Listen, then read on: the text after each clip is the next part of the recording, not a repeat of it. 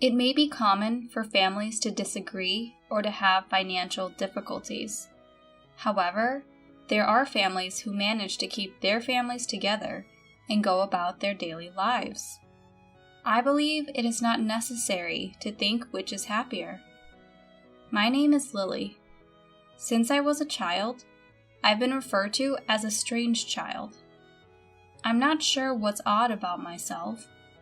I only think I am because people say I am odd. It's fine to be told that I'm strange, but the problem is that my parents avoid me because of it. My childhood was lonely. I'm so in tune to people's minds that I can read what they're thinking. I'm not sure how I'm able to do it. It's not that I couldn't see or feel everything, but I couldn't understand why I could do what I did. It felt so natural to me. Just like how for ordinary people, they move their hands or breathe. There was a time when I felt an evil emotion or a presence from a coworker who my father had brought home with him. I felt like we had to be careful with that person. I warned my mother, but she ignored me. Later, the coworker persuaded my father to sign a contract as a debt guarantor. My mother did not believe my story, but as my father was leaving the table with the coworker, I said, "Something tells me that the phrase joint and several is hazardous. I'm not sure what solidarity entails, but be cautious." As a result, my father reluctantly declined to sign as a co-signer. As a result, when his colleague declared bankruptcy and was unable to repay his debts, the entire burden did not fall on my father. Another time, when I was out shopping with my mother, I felt a wave of unease approaching from behind me. When I turned around, I noticed a man wearing sunglasses and a hat, emitting that wave of unease. "Mom, let's just veer off that way and keep going," I said. With that, I took my mother's hand in mine and we walked down a side road. She was perplexed, wondering what was wrong, but as we moved to the side street, we heard a shout of, "I've been robbed!" from the main street. The man who had been emitting those dark vibrations had snatched a woman's bag right in front of us and fled. The woman who had been robbed by the man collapsed and was injured.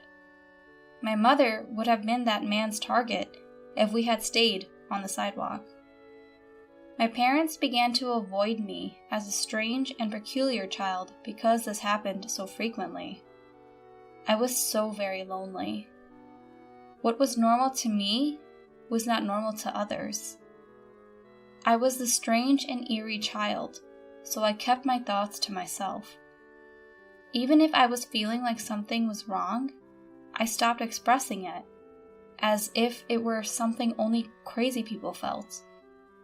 I realized that if I didn't say anything, I was just like any other kid, and no one would think I was strange. Sophie, my younger sister, is 3 years younger than me. She is a typical child, unlike me. Unlike me, who is getting darker and darker as the years pass, my younger sister is becoming more adorable and cute. My younger sister was raised with the love from my parents, unlike me. My parents clearly preferred my younger sister to me. Sophie is a lovely young lady, but Lily is dark and shadowy. Lily is an odd child, despite the fact that she no longer says anything strange. I'm not going to say I've stopped saying strange things or feeling things only I can feel. It was something I made up to get by.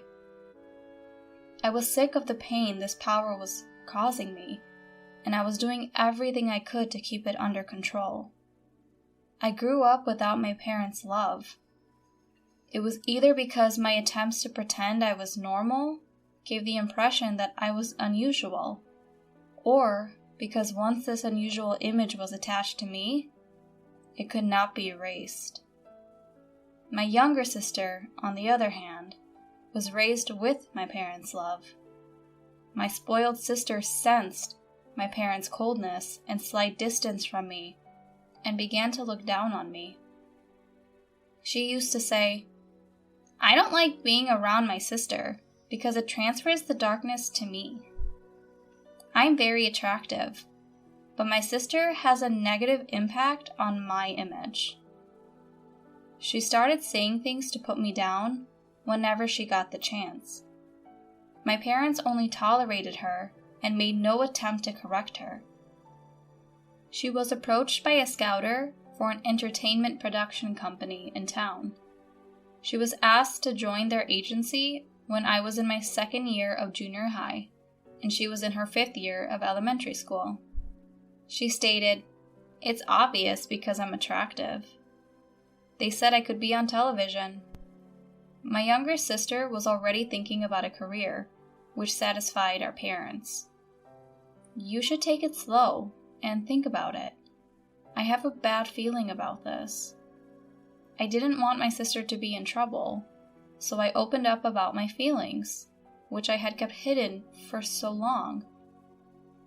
My sister, who was unaware of my unusual ability, said, "Are you chastising me because you're not attractive and can't communicate with others like me?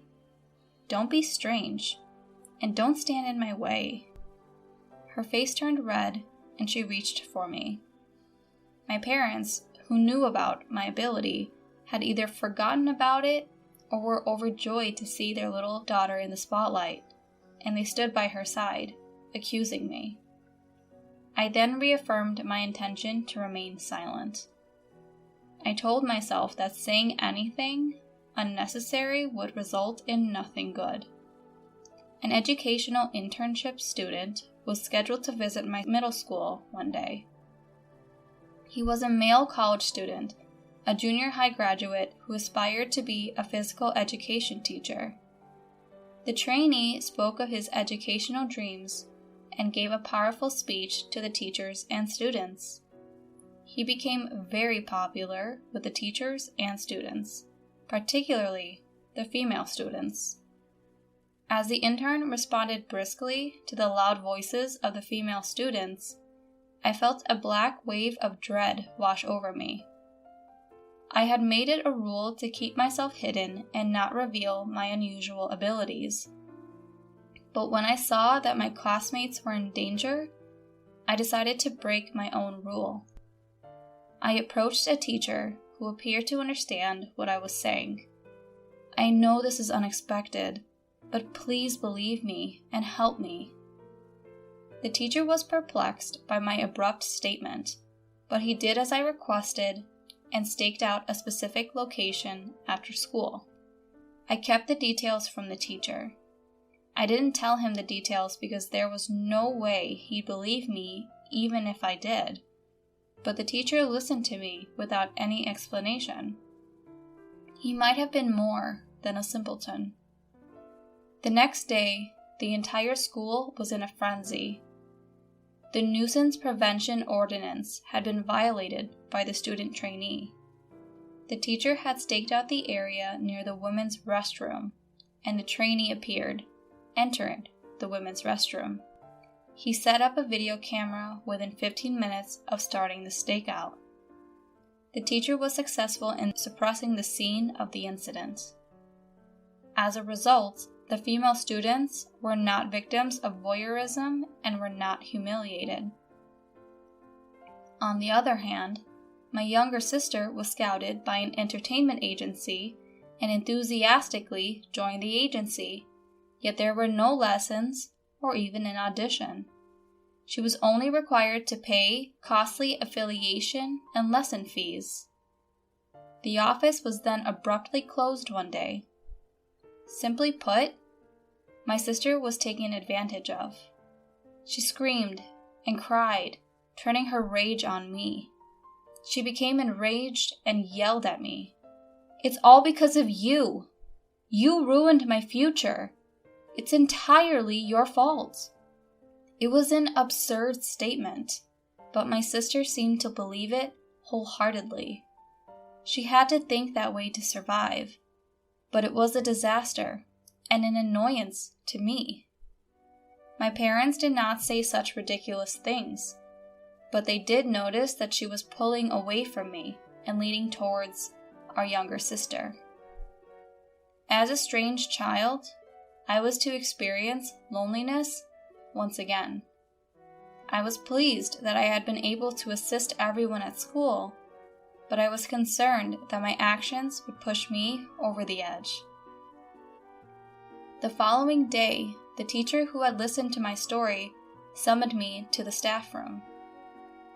I opened the door to the staff room, fearful of being labeled as strange once more. "You knew something like that was going to happen about a week ago, didn't you?" The teacher asked me in hushed tones, with no warning. I knew it was pointless to try to fool him, so I told him about my mysterious power. After all, I know there aren't many people like that out there. It was the first time I'd heard of anyone understanding what I was going through. The teacher explained that he knew someone with my level of power, which is why he understood me. He stated, "That person is actually my aunt, and I've known about her for a long time. I understand you have a lot on your mind. I'm sure you'll feel a lot better if you get advice from someone in your situation." The teacher brought the person to me after saying this. The person looked me in the eyes and said, "It's natural to be concerned, but you don't have to suffer." Her kind but deep eyes, which seemed to see everything, drew me in. Sarah was the person's name, and she told me that she had the same power as I did since childhood, and that she had spent her entire life troubled and hiding herself. The story of the older person who had gone through similar experiences to mine was releasing me from my fears and doubts. My interaction with Sarah began on that day. I addressed her as my mentor, but she laughed and replied, "Will you not call me that?" Sarah, or rather my mentor, changed my life. If I had lived a modest, shadowy existence, concealing who I was, but my consciousness was transformed. I was gradually able to live my daily life as a normal girl.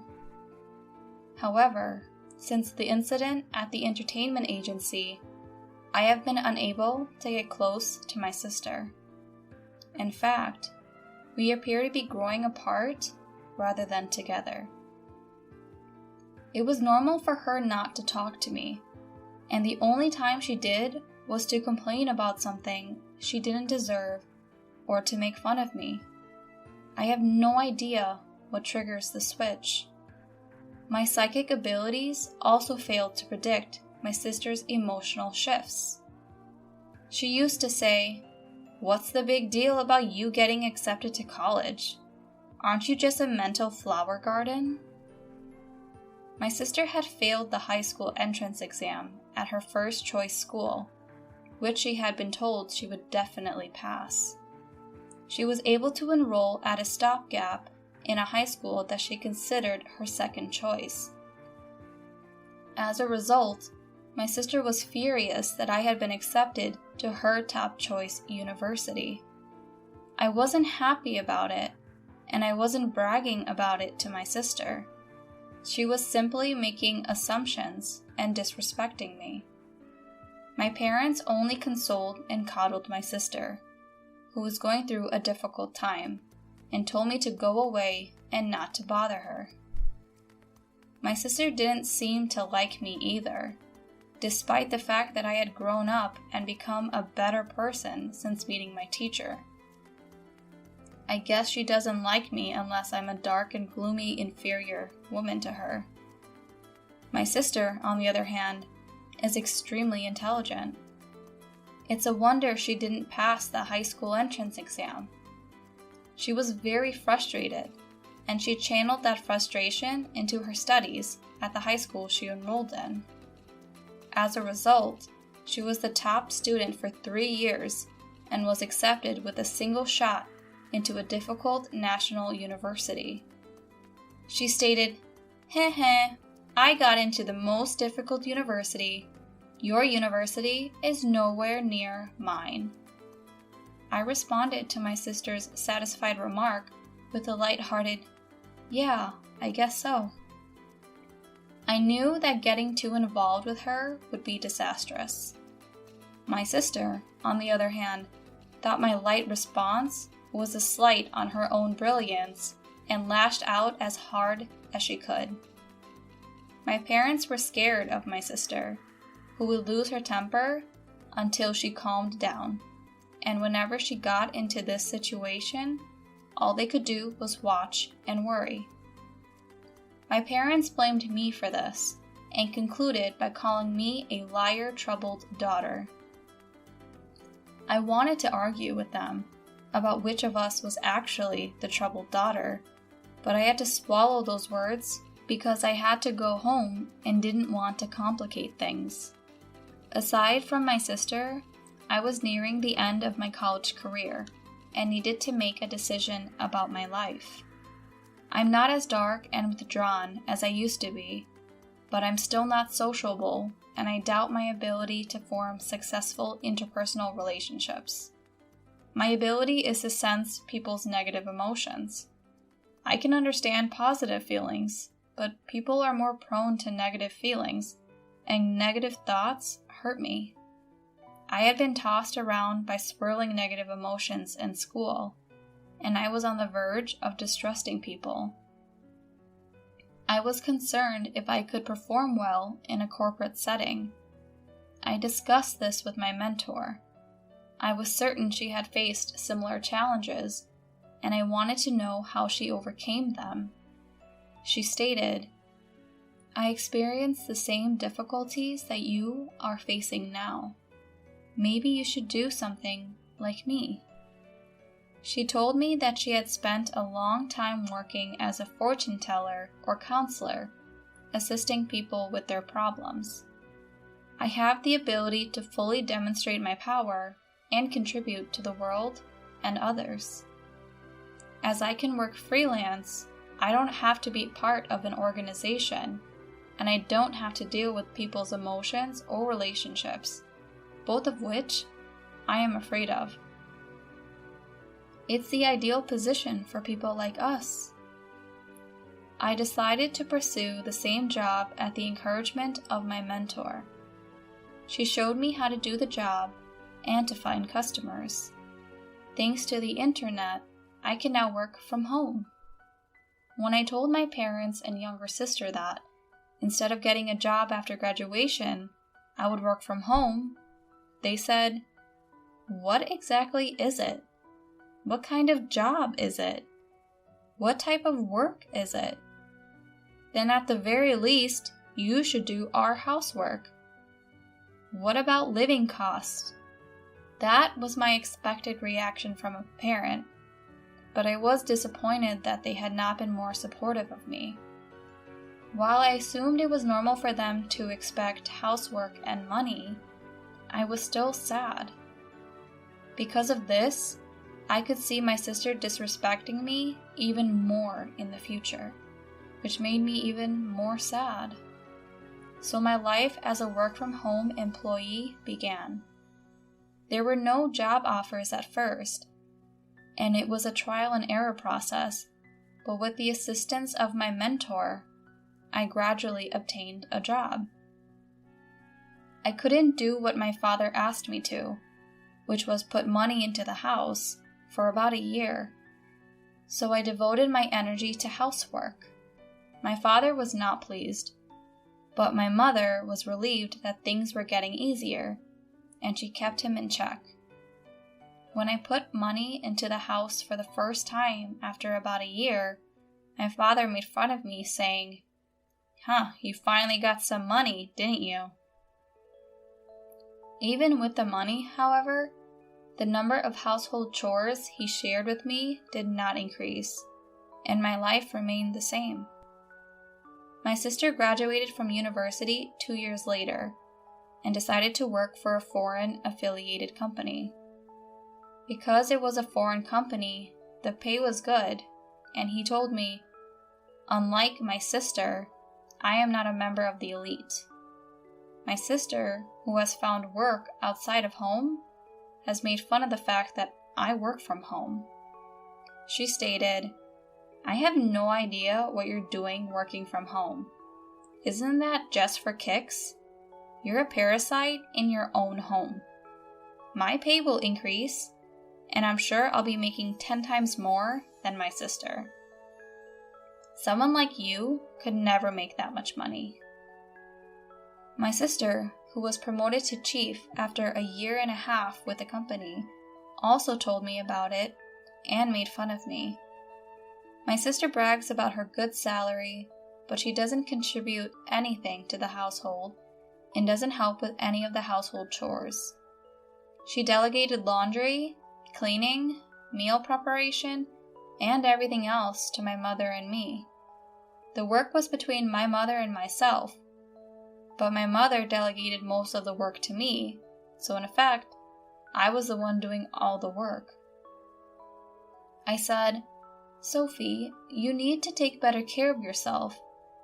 Instead of spending it all on yourself, you should put some money into the house." I informed her.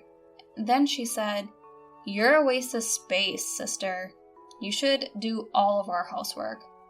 I'm putting the money aside for my future." She never pays attention to me. For some unexplainable reason, my parents tactfully agree with her, claiming that it can't be helped because she's my sister. I wanted to stay in my current job because it was comfortable and familiar, but I was beginning to wonder what I should do with myself.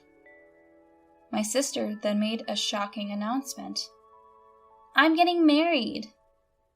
Because there was no warning, my parents and I were taken aback and froze.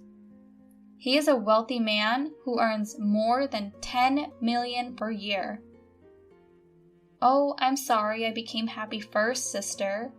But isn't marriage just a pipe dream for a person like you?" My sister then said she'd bring her boyfriend the following Sunday. Sunday arrived, and while we were in a state of panic due to the rapid succession of events, the man she brought with her was a young man dressed in a suit and tie who appeared to be capable. "My name is John, and it's a pleasure to meet you. I've come to propose to Sophie."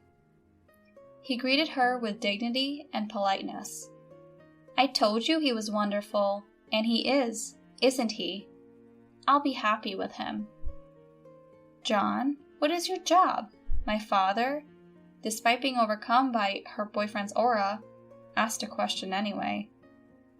"I am currently undergoing training at a company owned by a friend of my father's." When I was perplexed by the term, my sister explained, "His father is the company's president. He is training outside of the company to be his successor in the future," she explained cheerfully. My sister seemed overjoyed at the prospect of marrying the company's future president. After that, we talked about various topics before Sophie's boyfriend bravely left. Despite a few gaps in the subsequent conversation, my parents seemed pleased with the impressive man. John, who appeared to be young and fresh, cast an inexpressible shadow of blackness on me. I'm not sure how to explain it because I'm the one who can feel it. I couldn't stay silent any longer, fearing that marrying a man with this type of darkness would make my sister unhappy. "Listen, Sophie, you've only been dating him for less than 3 months, so get to know him a little better before you decide to marry him." My senses were going off, so I couldn't explain and tried to reassure my sister by saying something vague. "What exactly are you on about, sister? He is a man of great distinction and a potential president. He is a distinguished individual and the company's future president. You're just upset because you compare your situation to my happiness. You're a pitiful person, aren't you?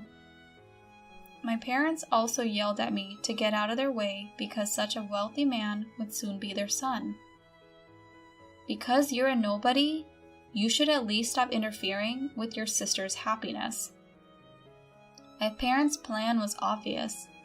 Let their daughter marry a wealthy man and live in peace in their old age. My mind was racing with rage because I couldn't tell my sister about the black shadow that was attacking her. In the meantime, they got engaged and a meeting between the two families took place. My sister's fiancé's parents were clad in the same fresh breeze as John, but the same black clouds seemed to be hiding behind them again. However, the wedding day arrived before I could warn my sister and parents, who were too excited. You know, the president of our company is attending today's reception. Do you know how talented and promising I am? It's a great honor, but I know that you, my little stay-at-home sister, can't even imagine how great it is. Before leaving the house, my sister gleefully told me something I hadn't even asked her. As usual, she adds a few words of disrespect to me. They pledged their eternal love to each other at the hotel's wedding hall and then entered the reception hall. My sister looked happy with a big smile on her face, and I looked at her with concern as to how long that happiness would last. The president of the company, my sister said, would give the speech as guest of honor.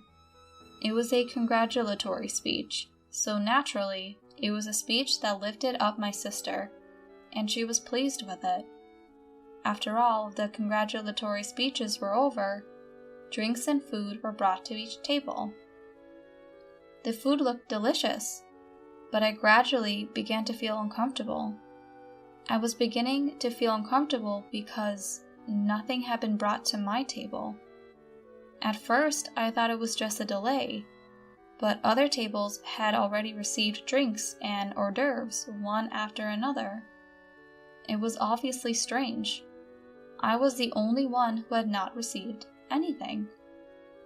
The people at the same table also noticed the strangeness and began to get uncomfortable. At that time, my sister came up to me and said with a laugh in my ear, "Free food is not prepared for people like you. I mean, this food is too good for you. You should just go home and eat potato chips. Just leave our wedding gift and go home." My eyebrows shot up at the outrageous line said loudly in my ear. The groom was also grinning and nodding widely in the groom's seat. Even my parents pretended to be surprised at first, but when they said something like, well, Sophie is right," I was surprised at first, but that surprise was followed by a surge of anger. I never thought you could be this insane. Father and mother, you are too much. How could you accept such rudeness? My parents gave me a bitter look, but did not admonish my sister. I understand. I'm going home. But know this, you'll regret it. What's with that threat? I wonder if it's the howl of a loser. The hall was abuzz with excitement at this unbelievable turn of events, when a man stood up with a start. "I'm the groom's brother. My name is David. My brother and parents are scum, but the bride is even more so. I can't take it." The man who introduced himself as David continued, "Father, your company went bankrupt half a year ago, and you're still falsely claiming to be the president of it. The fact that you are still pretending to be the president of this company must mean that you are trying to take advantage of your daughter-in-law and her family. John, you can't be president anymore either, but you're still faking it and trying to sleaze off your wife. aren't you? Because you are unemployed now." The buzz in the hall heated up at the man's comment, but it was the younger sister who became even more heated. "What do you mean? You cheated me? What do you mean? You're unemployed?" She turned bright red and asked a series of questions. Her face gradually turned from red to blue, and her eyes began to tear up. My parents were also out of the loop, and both of them were screaming. The screams of my family echoed through the hall. Both the groom and the groom's parents were stunned and silent. In fact, before the show began, I had received David's confession and apology. I had asked him not to hesitate to speak his mind if something happened during the reception. Then, as my sister was blaming David with a face full of anger and resentment, another man stood up with a look of that said he could not take it anymore. It was the president of my sister's company. He said, "Enough of this. It's not looking good. You have no right to blame the groom. What makes you think you have the right to criticize the groom's brother for his mistreatment of his brother?" The boss's voice was filled with anger, and she looked frightened. "I didn't attend your ceremony for your sake," he said. "If you weren't Lily's sister, to whom I owe so much, I wouldn't be here." My sister's eyes went wide when the president suddenly mentioned my name. "Oh, Lily? Lily has saved numerous companies from crisis. She is like a goddess among us business owners." Under my mentor's guidance, I started out as a fortune teller and life consultant, and then became an advisor for corporate revitalization. Although I had no managerial knowledge, I have used my powers to show the company the way it should go. I was right on target, and one after another, the companies that turned to me revitalized their corporate strength, and their business experienced amazing recoveries. For this reason, I have received the titles of teacher and goddess. My sister's company was also consulted 6 months ago, and with my advice, it was revitalized as a stronger company.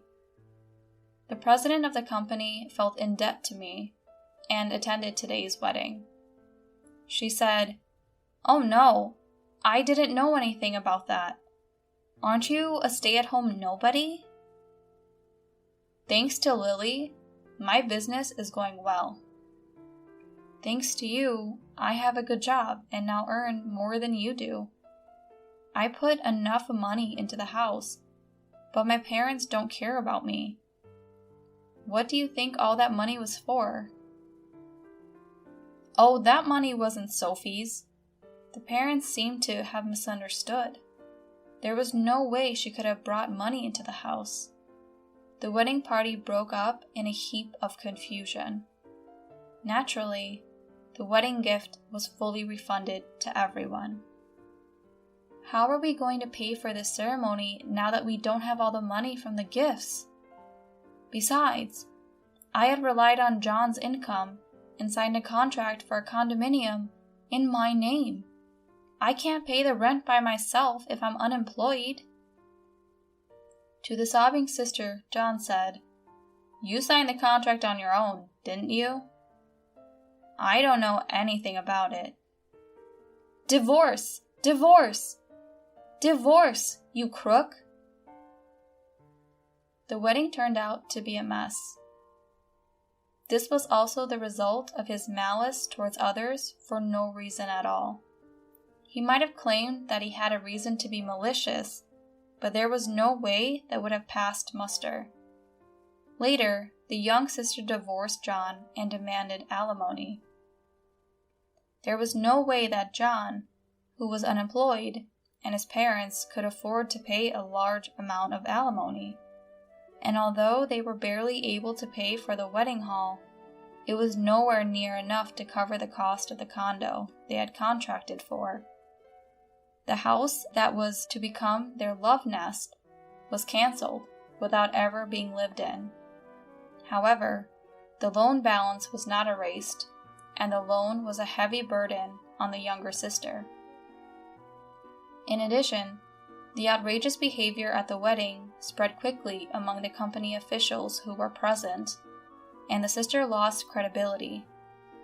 The president of the company gave up on her and sent her to a lower position. She had no place at the company and lost her pride as an elite employee. She wanted to quit the company and run away, but in order to repay the loan, she had to continue working there. She continued working in a basement reference room, doing trivial work and may or may not be of any importance. John and his parents failed in their attempt to become parasites on my younger sister. They too are struggling to make ends meet by working day jobs.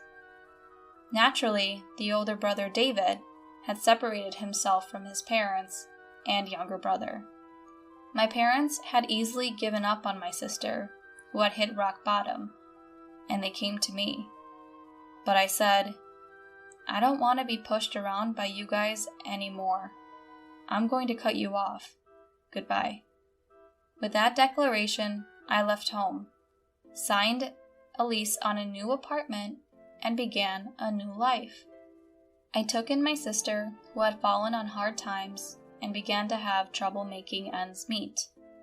My sister's salary had been drastically reduced, and she could not afford to put any money into our parents' house. Naturally, I also stopped the money I had been putting in my parents' house. My parents, who could not lower their standards of living, quickly became exhausted and were complaining every day. My business is going well, and I am helping many companies and people in a positive way. And to tell the truth, I started dating David after the wedding incident, and he recently asked me to go out with him. If things continue as they are, marriage is on the horizon. I can't help but look forward to building up happiness with David, who has a clear heart with no dark shadows.